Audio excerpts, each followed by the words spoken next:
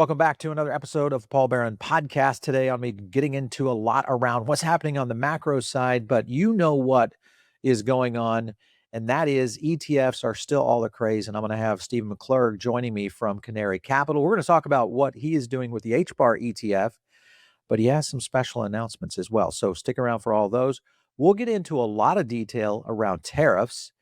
What does Trump think he is going to do now? How does that affect the market? We'll talk a little bit about Iran and all of the global pressure that we're seeing in the market right now. So stick around for all that.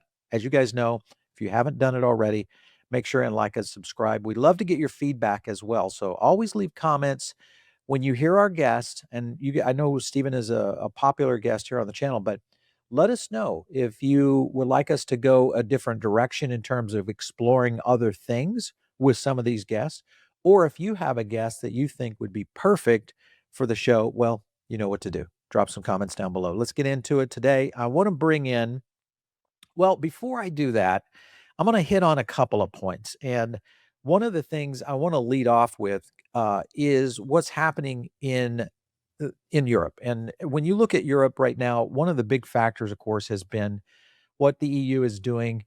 The ECB, of course, is the leading factor, not only of the digital euro that is being developed and its architect, Christine Lagarde, but the impact it could have on the rest of those nations that are involved in this. Well, you have Christine Lagarde now stepping down or planning to step down very soon.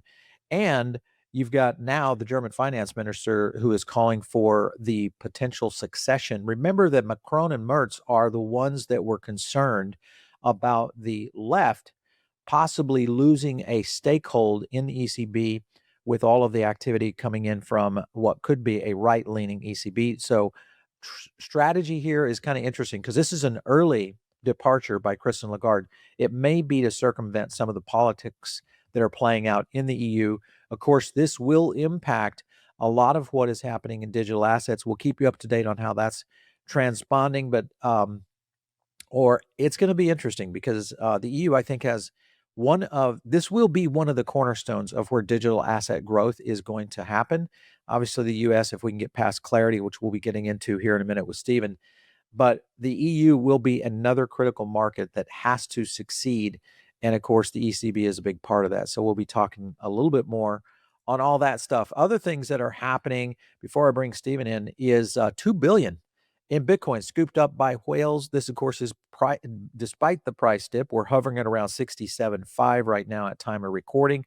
But we have not seen the massive drop off. Now, there may be a little bit of anticipatory market fluff to what's happening with clarity, and I'll share a little bit more about that. But before we get all going into that, let's bring in Steven McClurg, who's coming in from Canary Capital. How are you, Steven? Fantastic, Paul. It's great to see you. Nice to see you. So we got a lot happening in the market right now, no short of news, that's for sure. You saw the move on some large Bitcoin purchases, holding at about 67.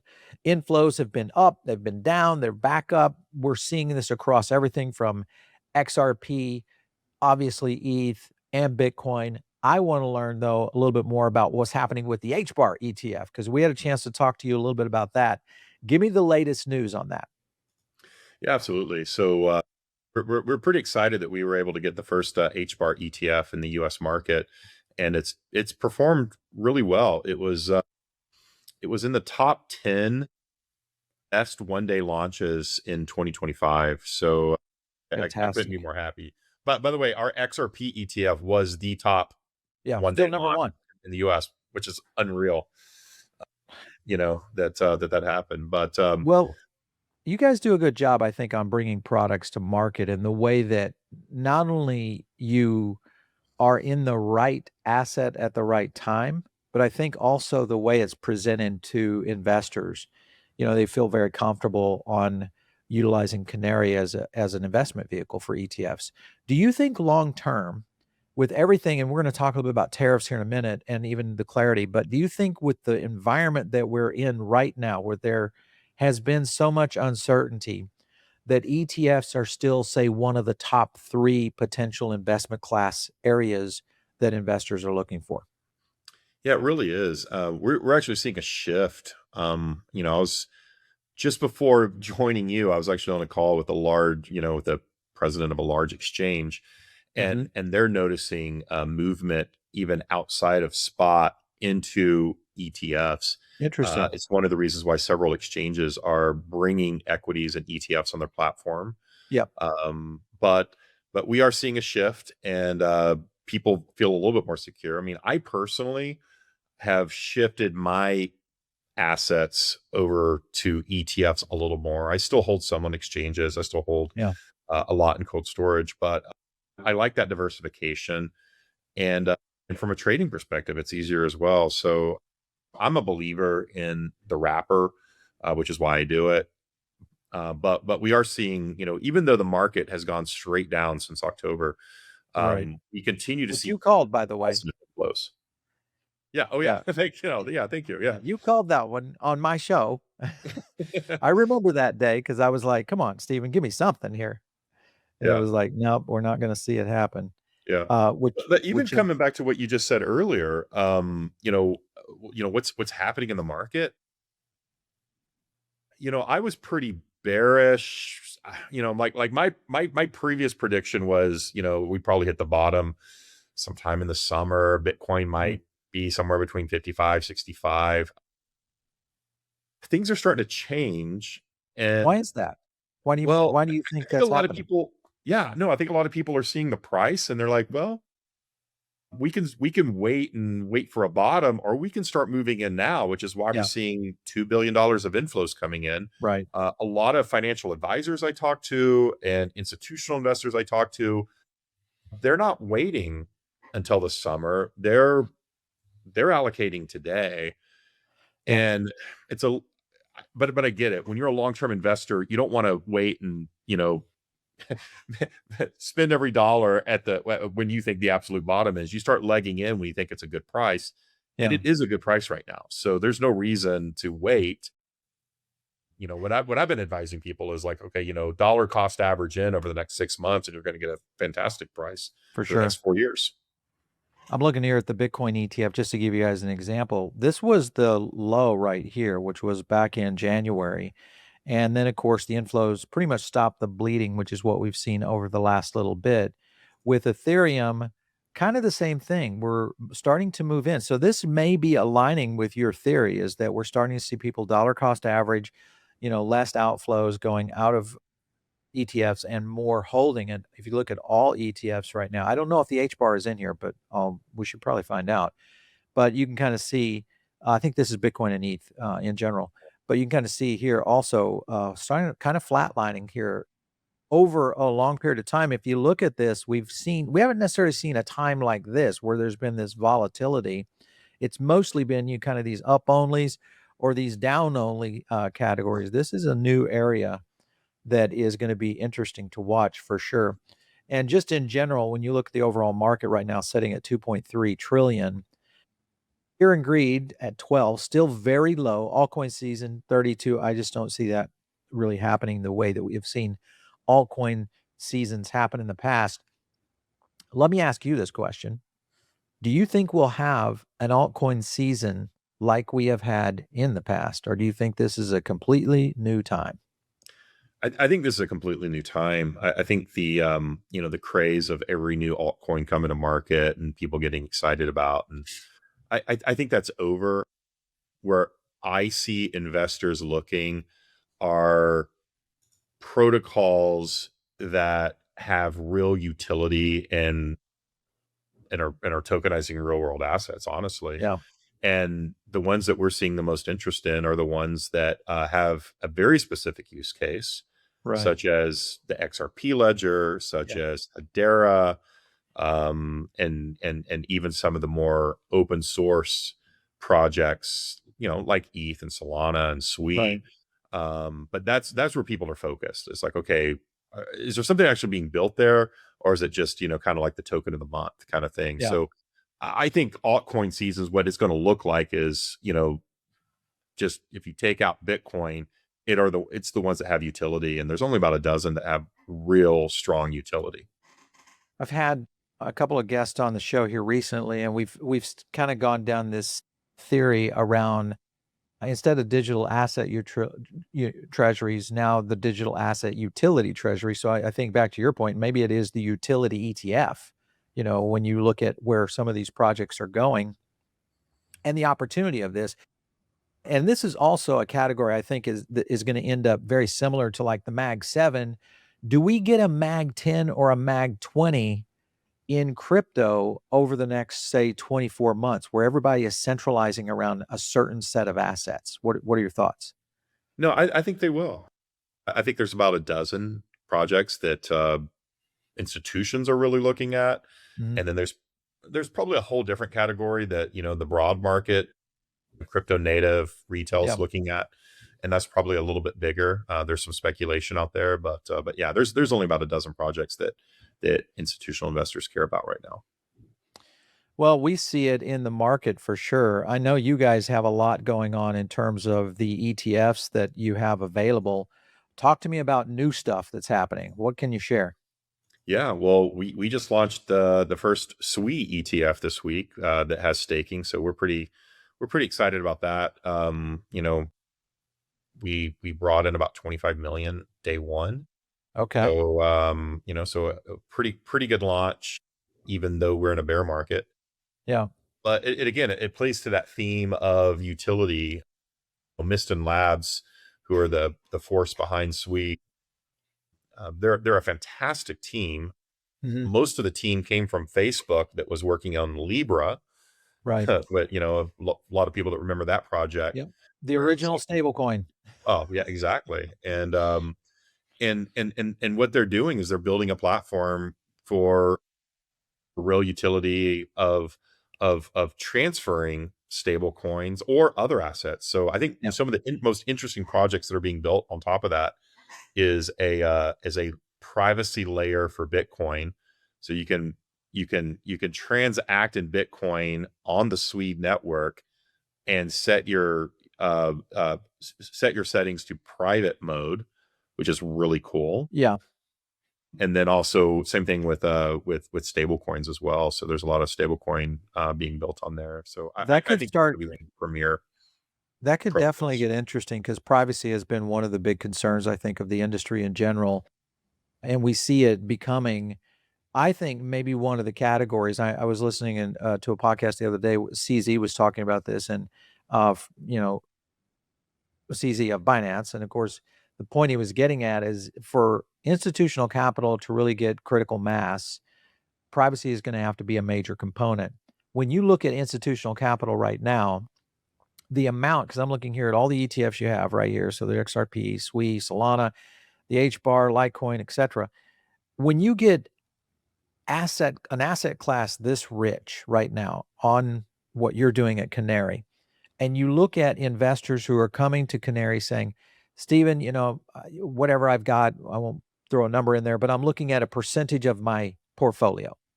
Mhm. Where are you seeing that percentage fall now when it comes to digital assets? Well, as far as new allocations go, if you look at the last, 4 or 5 months, even though there's been outflows in Bitcoin and ETH, there's been constant inflows into XRP and HBAR. Those are the two Yeah. primary. I mean, I would say XRP is probably 50%. Solana is probably 30%, and HBAR is Right. 20. Yeah. As far as like the majority of flows go. But we've just seen continuous inflows into those, even on some of the biggest days when the market's gone down, that have occurred this year. When Bitcoin ETFs have bled, we actually received inflows into XRP and HBAR on those days, and Hmm. I've never seen anything like that. And Yeah. I don't know. It goes to show that it is likely institutional investors. I mean, we don't know until we see the reports at the end of the quarter, but they're allocating across the board. They're not waiting for a bottom. They're not waiting for a top. They're long-term holders, long-term investors. And they're constantly allocating at this level. They don't care if it's down 5 today or up 5 tomorrow. They're building a position for the next few years, not for the next few days. Is this site accurate? Because we watched this a little bit. This, of course, is the xrpinsights.com site. We've looked at it. I wonder if this is getting real-time feeds. This is just showing general AUM, all the leading holders. But I go down here and you can kind of see the ETF inflows here by offer. But when you look at locked into ETF faults, would you say that is somewhat accurate? Are we seeing these numbers correctly? Well, so this is actually a great website. I don't know who built it, but I people refer to it all the time. But if you look at Mhm. this number right here, that is actual. I mean, those numbers are right. I wouldn't Okay. call them locked in vaults because I mean it's they can also leave tomorrow as well if Sure, there's sure. outflows. But as far as the numbers go and what is actually sitting there, that those are the numbers that we're seeing Yeah. as far as XRP sitting in custody for our ETFs. This is it's a good research tool. We kind of keep a close eye on this because I think one thing to consider right now with just the amount of growth in these ETFs, especially the utility assets like what you're talking about with Adara, XRP, the likelihood of us seeing some more. Will you guys continue to launch more product or are you done for this year? Well, we're done probably for the next 6 months. So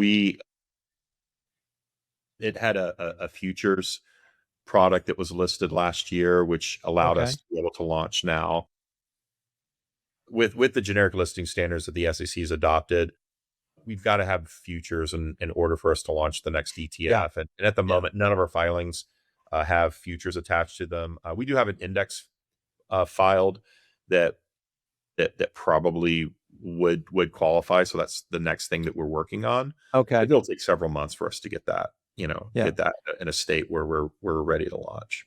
I want to take a minute, guys, and just invite you to join the Baron Market Edge private member group. You guys can do that by just clicking the link down in our description. This is your insider's edge to the AI and crypto money revolution, which is what we really focus on here on PBN. This is additional research that I do along with our team. We have a pretty significant team on our research around not only what guides our episodes, but a lot of that research gets built into more content that I drop here on the Baron Market Edge. We do market trends and sentiment analysis, which can be anything from tokens to all sorts of strategies. This, of course, will also guide you over to our Telegram group, and we give this as elite community access. You get bonus content over there, including tax guides, as well as different kinds of asset guides out there that we drop all the time. This is your 10-year vision in action. All you have to do, of course, is just hit that little subscribe button or join the community and get in on it. It's absolutely free. It doesn't cost you a thing. So check it out. Let's talk a little bit about clarity because obviously that is the hot topic right now. Our sources in DC, I was on with some of them last night after the meetings, the second meeting, again, maybe it's the third meeting this week. And for the first time, I heard statements from DC saying that the White House was actually putting some pressure on the banks. Now, I don't know if it was pressure on the banks to back off or pressure on the banks to come to some sort of compromise. Mhm. But when you look at the current poly market on this, let me share this for everybody just to give you guys an idea. This has really started to accelerate here recently. So remember, right here, this was February 17th. 3 days ago, we were at 60%. We have spiked up to 82% on the 19th, yesterday, slipping slightly down here, and we're holding at 70, 71 right now. So there's clearly something going on in DC on this. It's all correlated to people that are in the know on this negotiation. What is your opinion right now on clarity?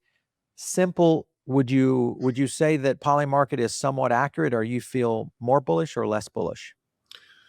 Yeah, well, I'm pretty bullish on this actually, and look, I think the last time I was on your show, you know I was pretty bearish, and there really was no catalyst that would drive crypto markets up higher, Yeah. anytime in the near future. Yeah. I actually do feel like the Clarity Act is one of those catalysts that will help prices. The biggest one is the Fed, obviously. So, Yeah. that's not happening until the end of the summer. But the Clarity Act is a catalyst, and I do believe that the Clarity Act will probably get signed sometime in March or April. Do you My feel, sources are saying the same thing that yours are, that it's getting really close, yeah, and there's some pressure. Do you Bank think the Garland has banks will came out back this down? week. Yeah, Do you think the banks will back down? well, they're not going to back down; they're going to compromise. Okay. Yeah, So it's going to be some sort of hybrid product that comes out of this, for whether it's the yield, red line in the sand, and maybe it is the original proposal, I think, that Coinbase threw out on the table, or maybe it was one of the lobby groups where it was you could earn yield, but you had to be active. It couldn't be just sitting there earning yield. You had to actually be using the stable coins for something. I don't know. I'm intrigued. The data that I'm hearing, and we're probably going to do another show on this, breaking down some of the possibilities, because there are several that are being tossed around in some of the private meetings with some of the bigger banks. Notice again also that the banks did not have representatives at this most recent meeting. Again, it was just the lobby. So the ABA was really there for where this is going. So I think that tells me that they're still in that kind of tit for tat, Mm-hmm. stage, trying to figure out what one side is going to do and where they might draw the line and where they might not. So, but I'm glad to hear you're saying that you think March, April. So that's good. That's good. Yeah. Well, and even if you look at the people in the room, they don't all that come from crypto, they don't all agree. And Exactly. I've said this to you before that, I mean, if you want to distribute yield, just register it, just register it in the 1940 Act. I There you mean, go. it's not that hard. And every Yeah. asset manager out there has to do it. Like, what makes you special? Yeah. But I do get that there's other factors here, but I think the crypto folks are pretty split on this. At least people running businesses. I think half of Yeah. them are like, no, just it should be registered if you want to distribute yield, and the other half are, no, we don't want to have to register. We want special treatment, which is probably the Coinbase side of things. Yeah. But look, at Exactly. the end of the day, I think there's going to be some kind of compromise in the middle, and that's probably going to be acceptable to banks, because the reality is a lot of banks are already starting to pursue their own stable coins and or partnerships with existing stable coins, and they can just simply utilize whatever laws passed to Sure. get around some of the regulations that they're dealing with now on money market funds. Yeah. Well, I think this is one, the fact that we're seeing at least a glimmer of hope on the horizon for clarity. I hope it does, the doors don't get slammed shut, but it feels as though we finally have something moving in the right direction. Now, I don't know why all of a sudden this has moved from like 50, 60% up into the 80s and 70s. So something is brewing in DC for sure. Yeah. One thing I want to talk about, on speaking of DC, is what's going on with these tariffs. And finally, we have a ruling from the Supreme Court. They're saying that they are striking down President Trump's tariffs. Whether you guys believe that's good for the market or bad for the market, it is at least clarity on tariffs. And that is something that I think, when you look at the uncertainty index, which has been absolutely off the charts here recently, is this good for the market in general, of them saying, okay, well, at least we know what we're dealing with now? What do you think? Well, Paul, when I said that other catalyst, this is the third catalyst, and Yeah. this is a positive catalyst, because what was happening with tariffs most of last year was just on a whim. It could just be like, I'm going to tariff you 25. I'm going to tariff you 50. No, I've Yeah. changed my mind. It's going to be 45. No, you're 15 now. That's chaos, and markets don't like chaos. No. Now, so I think as long there's now clarity on tariffs, which is great for the markets, and I don't think tariffs themselves aren't bad for markets, but when they are constantly jumping around, that is bad. Yeah. Now, the taxpayer, this isn't great for taxpayers, and a lot of people that are cheering that Trump can't pass tariffs anymore. Well, the U.S. has to pay its bills, and we're already in a debt spiral, and the only way to get out of it, or to Just even taxes. stay afloat, is Yeah. more taxes. So Yeah. if we can't have tariffs, then that everybody's tax bill is about to go up. So just get ready for that. But at least for the markets, we have clarity and a little bit more calm. And if you notice, I mean, markets are up slightly on this Yeah. news, and even bonds, equities, crypto, it's all up. Yeah, I think this is, to your point, is it does present itself. I'll look at the S&P real quick because I hadn't checked that since we got on. On the day, we're up, quarter point right now. Gold is up almost 1%, climbing back into the 5,000 range. Silver holding at 82, responding also. Most of the market seems to be somewhat green. SWE is up considerably, almost 4% today. So I'll share this just to give you guys an insight. XRP up almost 1% on the day. So maybe slightly Yeah, addressable. I think the clarity scenario is still the number one issue that crypto, I right. think, faces in general, Yeah. for I sure. mean, look, tariffs provide clarity.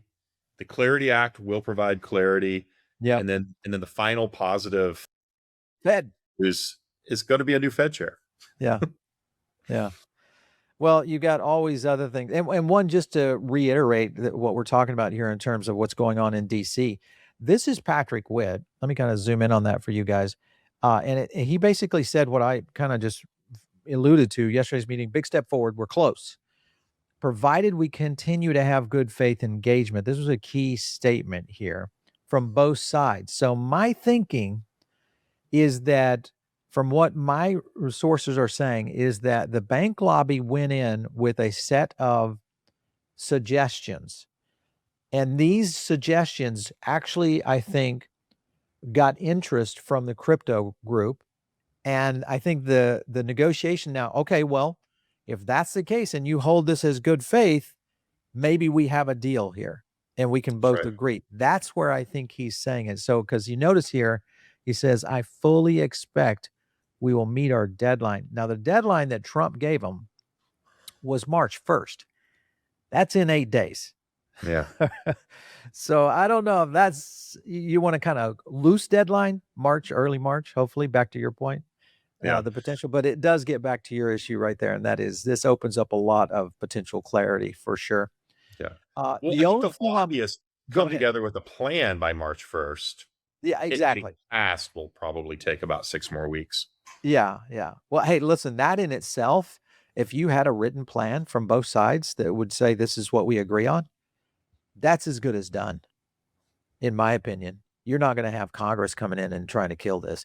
And I think even Schumer kind of said it, what was his thing? I should have had the tweet up.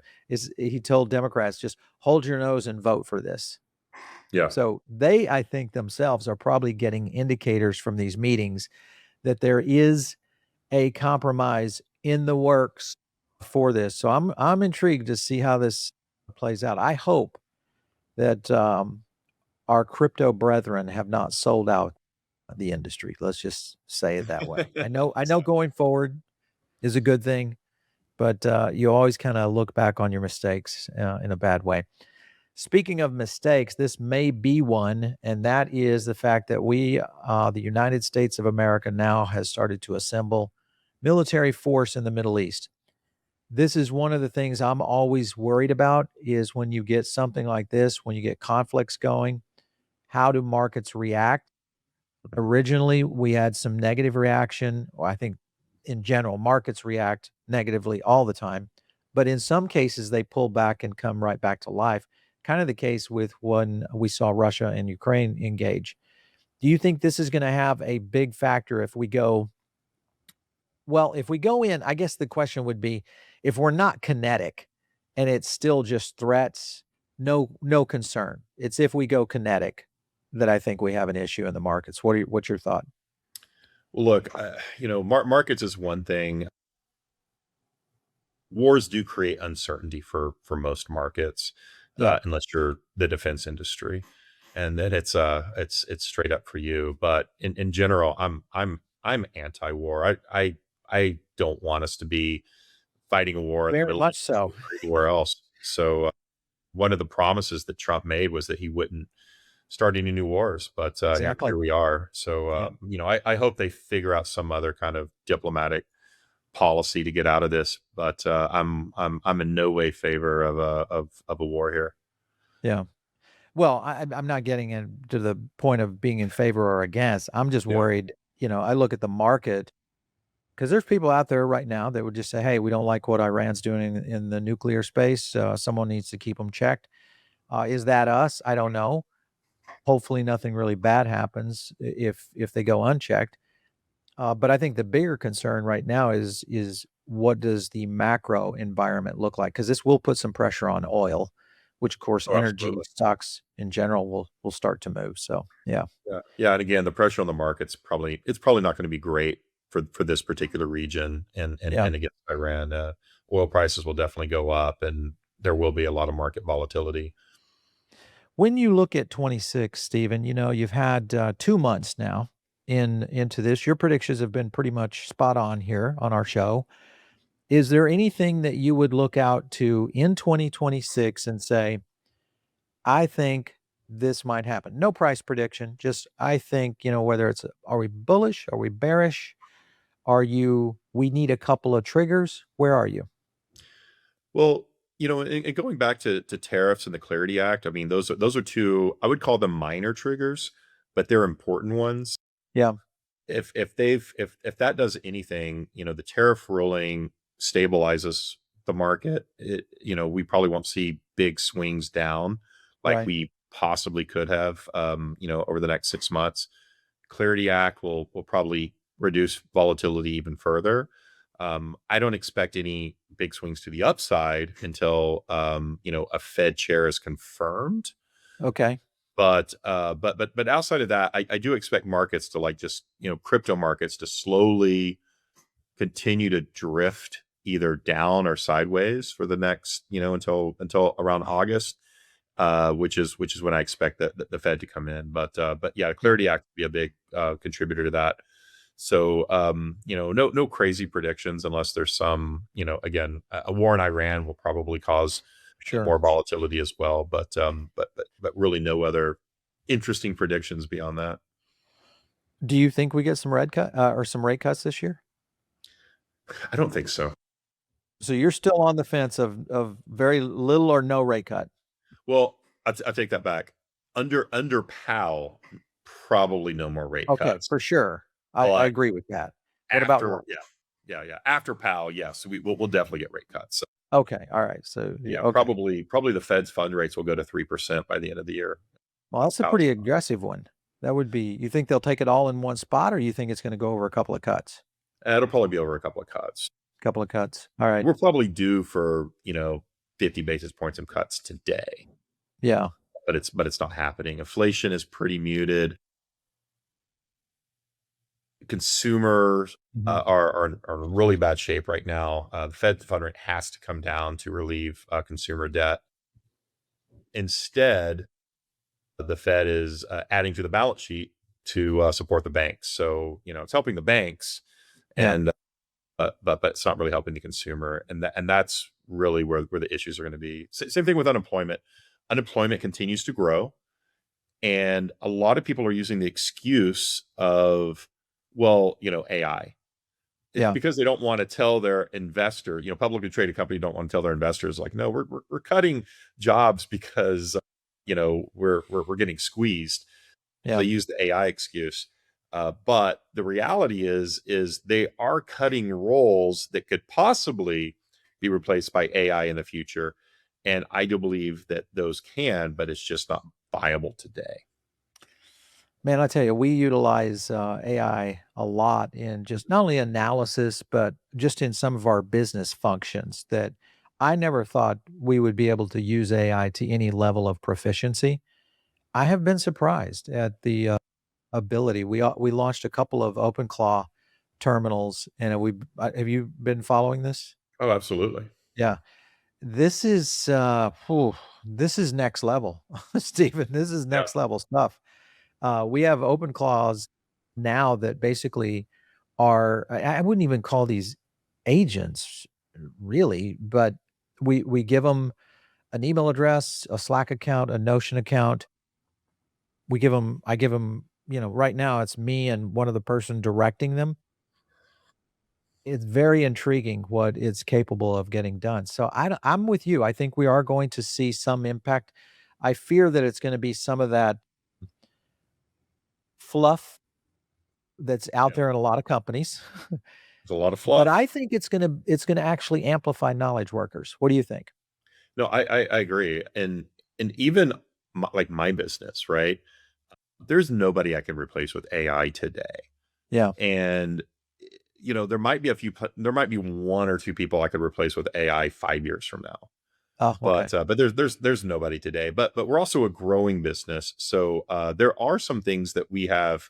Rather than hiring somebody that's only like working half a day because we don't really need a full-time person, Right. we are utilizing AI. But you have to have somebody that's proficient Yeah, in order exactly. to manage that. So instead of managing a kind of a half of a body, they're It's the managing. productivity.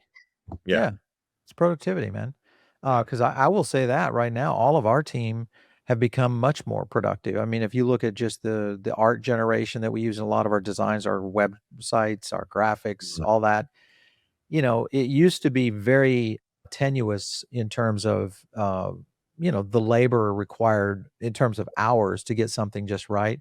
Now you can throw your art and your brand book against it, and it comes up with at least a baseline that an artist or a graphic generator can take and start to accelerate on. So it's very interesting. We're also using it for frontline research on vetting certain projects. So it gives us at least the baseline of what we would normally use an entry level researcher for that is Mhm. no longer being used. Now it goes to an advanced researcher and then to a pro level researcher. But it's cut out one phase of research that we used to have a person in. So that, Oh yeah. yeah, that's been a big deal for sure. Hey, listen, we're going to be covering this and so much more. Next week is going to be a hot week because we've got a lot in the hopper for some additional guests coming on the show. You guys make sure and stick around for all that. We will catch you next time right here on the Paul Barron Podcast. Take care.